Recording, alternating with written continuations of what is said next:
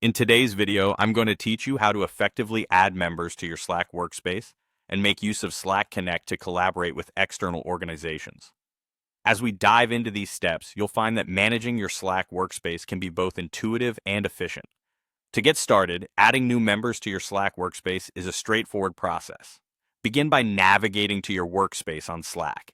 At the top of your sidebar, you'll see your workspace name. Click on it to reveal a menu with several options. From this list, choose Invite People. This will take you to an interface where you can start adding new members to your workspace.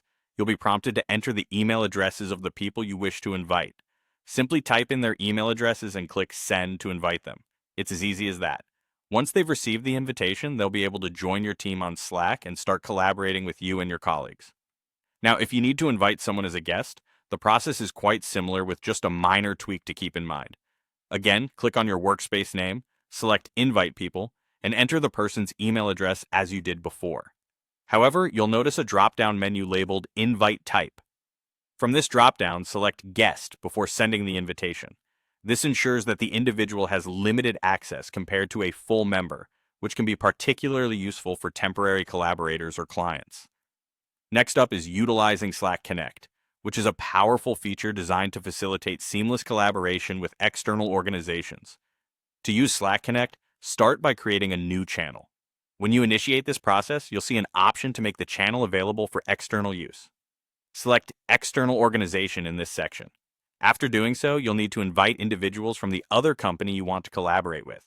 To do this, input their email addresses. They will receive an invite to join your newly created channel. Once accepted, you can work together across organizational boundaries, just as you would with colleagues from your own company.